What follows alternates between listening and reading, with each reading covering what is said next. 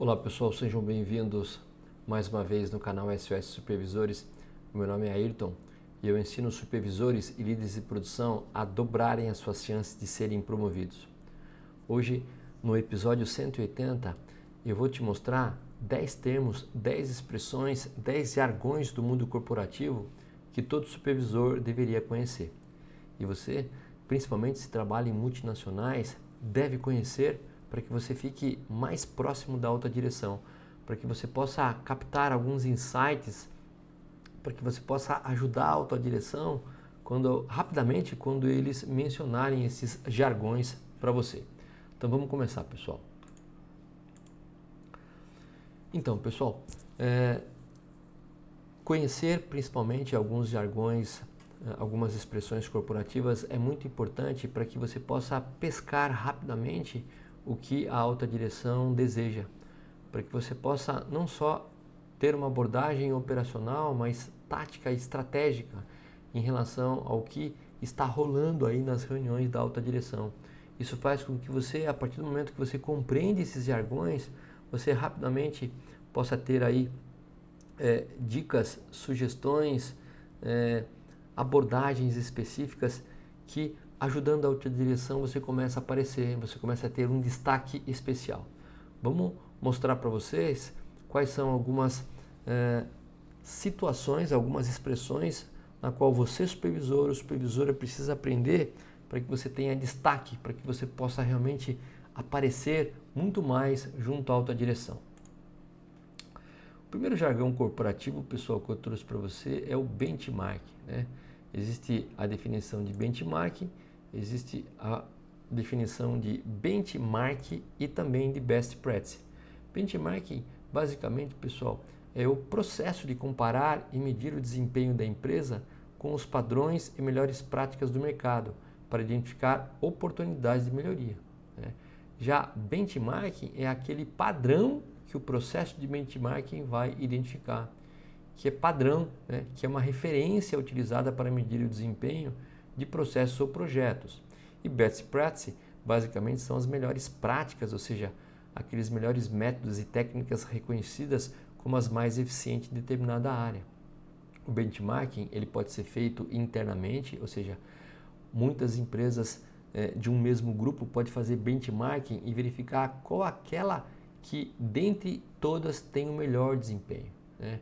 Qual, por exemplo, nesse benchmarking tem as suas melhores práticas. Tem uma melhor abordagem, por exemplo, de manufatura enxuta, de técnicas de Lean, de técnicas de Six Sigma, ou qualquer uma outra abordagem de redução de custo, por exemplo, ou de melhor desempenho em relação a crescimento e vendas. Então, isso é muito importante para que uma empresa possa mirar, né, o seu desempenho, ou internamente ou fora da empresa, ok? Por exemplo, pesquisando fora da empresa, outras que atuam no mesmo setor ou mesmo setores diferentes. O segundo jargão, pessoal, é o brainstorm, né? Brainstorm, ou também chamados aí de toró de parpites, né? Ou de tempestade de ideias. É uma técnica em grupo para para gerar ideias e soluções criativas para problemas ou projetos. Eu separei aqui 3 abordagens específicas, 3 exemplos específicos de brainstorming. Na parte, por exemplo, de desenvolvimento de produtos, na qual essas sessões são orientadas para desenvolvimento de novos produtos, na qual membros interdepartamentais se reúnem para gerar ideias sobre funcionalidades, designs e potenciais melhorias, também aplicadas para a solução de problemas operacionais, na qual os operadores juntamente se reúnem junto com a supervisão no sentido de dar ideias para solucionar basicamente problemas ou investimentos, né? Ideias para melhorar, por exemplo, o clima organizacional. Então, tudo isso é aplicado ao processo de brainstorming.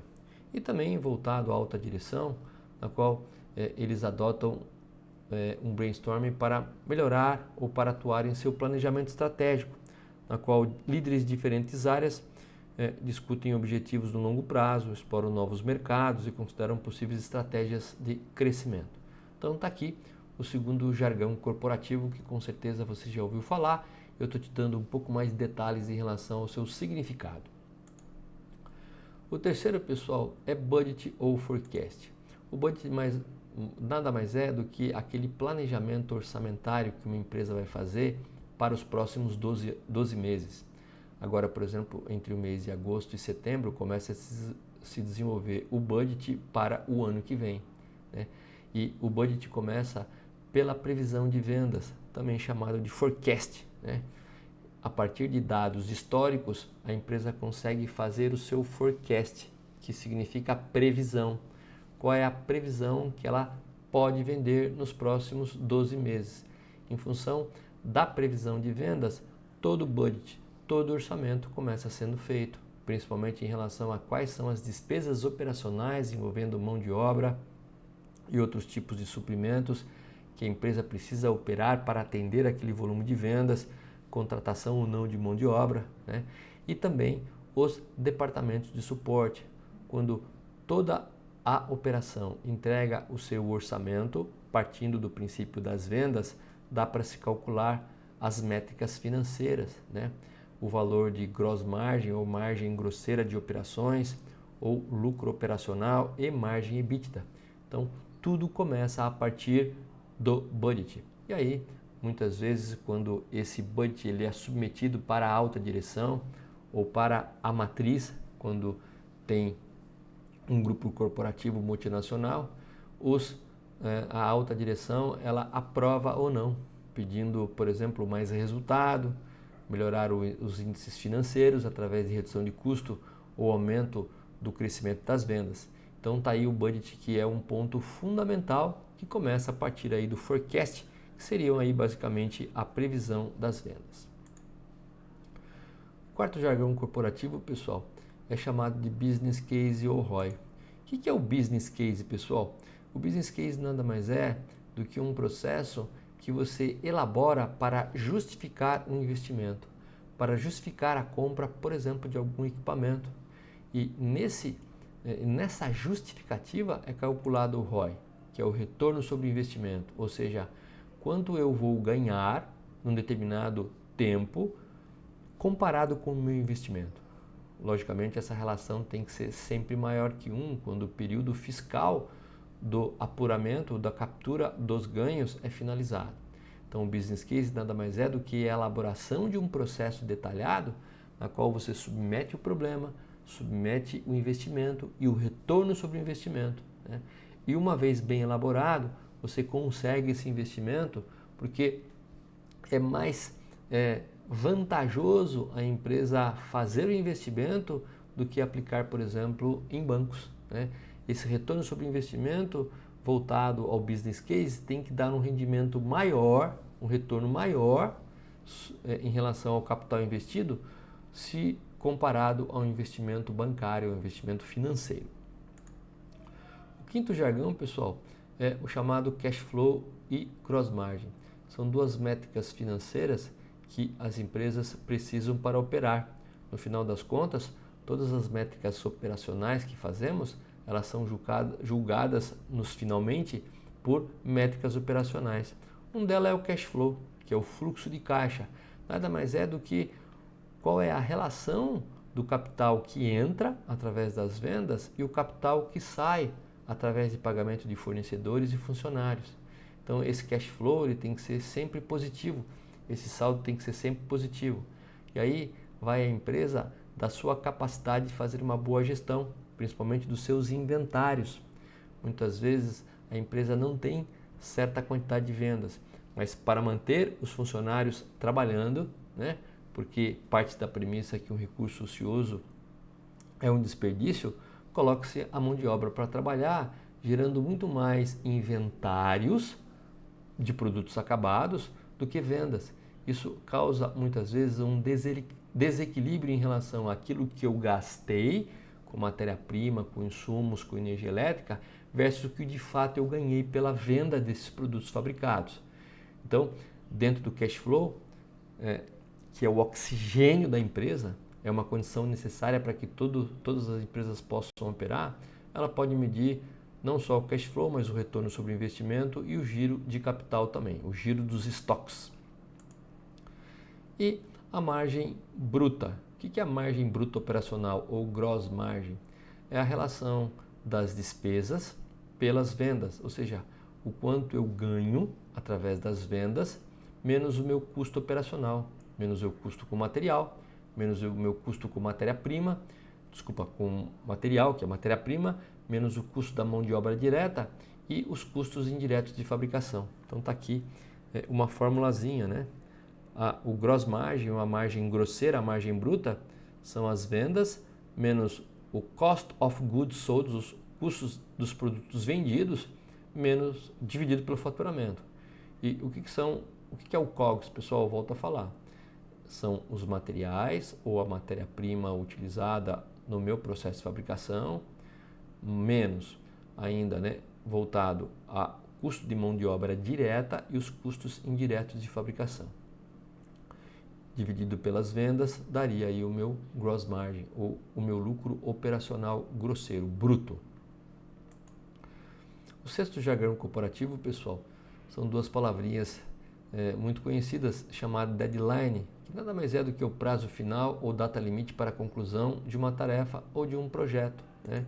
E o milestone, que são basicamente aqueles marcos, né? Aquelas etapas importantes durante o desenvolvimento de um projeto que mostra que eu estou fazendo progresso, que eu estou caminhando. Geralmente os gerentes de projeto, eles deixam esses marcos bem evidentes, né? Que são pontos ou etapas importantes de um projeto, indicando que a gente está fazendo aí um progresso significativo. O sexto jargão corporativo que eu trouxe para vocês é o feedback, né? Juntamente com o network. Que o feedback nada mais é do que aquela avaliação, muitas vezes de desempenho, né? Fornecido por colegas ou superiores para melhorar o desempenho e resultados, né? Para melhorar não somente as nossas habilidades técnicas, mas habilidades comportamentais responsáveis para entregar um resultado. O feedback não é somente dado entre chefes e funcionários, supervisores, superiores e funcionários, mas também pode ser dado entre colegas, uma vez que você respeita aquele colega, uma vez que você confia naquele colega. Ele pode te alertar a alguns comportamentos que você muitas vezes não está percebendo, que podem ter impacto sério na sua carreira. E o networking, pessoal, é uma coisa extremamente importante, que é a construção de relacionamentos na nossa vida profissional, né? Não somente para trocar informações importantes para crescimento profissional, mas como um instrumento que muitas vezes pode ser utilizado para a transição de carreira ou para a recuperação de um trabalho na qual você perdeu recentemente. E nós trabalhamos muito pouco o network. Nós muitas vezes só vamos atrás dessas pessoas quando às vezes já é tarde demais, né? Quando nós realmente precisamos. Isso não é bom. Networking é algo que a gente tem que manter, que nós temos que desenvolver ao longo de todo o desenvolvimento profissional. O oitavo jargão, pessoal, é o famoso KPI, que é o Key Performance Indicator, que são indicadores-chave de desempenho utilizados para medir o progresso e sucesso de metas e objetivos. E, basicamente, nós trabalhamos na parte operacional com 5 KPIs, o chamado SQDCI. S de Safety, ou indicadores de segurança, de meio ambiente, Q de qualidade, D de delivery ou entrega, né? C de custos operacionais e de inventários. São geralmente os KPIs que devem ser geridos para fazer uma ponte aí com indicadores financeiros no final das contas. E outsourcing. Outsourcing nada mais é do que a contratação de serviços terceirizados, muitas vezes com uma eficácia e uma eficiência muito maior da própria empresa que está contratando. Antigamente, para que vocês tenham uma ideia, restaurante era um serviço interno das empresas, hoje é terceirizado. Mesma coisa a portaria, mesma coisa aluguel de empilhadeiras, mesma coisa manutenção de talhas e outros serviços de manutenção, né? Então são itens importantes que a empresa adota, principalmente para ter não somente uma melhoria, um desempenho operacional, mas também, acima de tudo, um cost save, né? uma redução de custo. No jargão corporativo, pessoal, é o low hanging fruits. O que é o low hanging fruits? Low hanging fruits é um termo que as empresas principalmente a alta direção, ela menciona quando você quer ter um outro termo chamado quick wins, que são vitórias rápidas, né? Toda vez que a gente procura oportunidades, seja ela de aumento nas vendas, seja ela de redução das despesas operacionais, ou seja ela de redução dos nossos inventários, antes de procurar aquelas ideias ou sugestões muito mais complicadas, muito mais difíceis de serem obtidas, que estão aqui na copa dessa árvore, primeiro a gente tem que dar uma olhada aqui, ó, se existem algumas oportunidades que já estão no chão, né, como se fossem essas frutas que, embora estejam no chão, ainda são comestíveis. Ou, se não for possível, o low hanging fruits são aquelas frutas que eu consigo pegar sem subir no pé. São aquelas oportunidades rápidas, mas que muitas vezes ficam invisíveis porque eu quero pegar aquelas lá em cima que dão muito mais trabalhos. Então o nosso valor muitas vezes ele fica escondido quando a gente não observa as oportunidades de low hanging fruits. Então fique muito atento com esse tipo de oportunidades, ok? O 10º jargão, pessoal, é chamado SWOT análise, que é um acrônimo em relação a S de strengths ou forças, weakness, W ou fraquezas, opportunities, oportunidades, threats, ameaças. Basicamente é abordado em análises estratégicas, onde a empresa internamente avalia suas forças e suas fraquezas para aproveitar externamente oportunidades e ameaças, né? E a própria análise SWOT, que é a análise dessas forças, fraquezas, oportunidades e ameaças, para avaliar a posição competitiva de uma empresa ou projeto em relação ao mercado, em relação aos seus concorrentes. E o 11º jargão, ou mais um jargão bônus para vocês, é o conceito ou o termo de overheads ou turnover. O que é overheads, pessoal? Overhead é o chamado sobrecusto, né? Os custos operacionais, eles se dividem basicamente em 3, que são subtraídos das vendas. Quando a gente analisa um P&L ou uma planilha de lucros e perdas, né, demonstrativo de resultados, a gente vê o que? As vendas menos os custos operacionais. E quais são esses custos operacionais?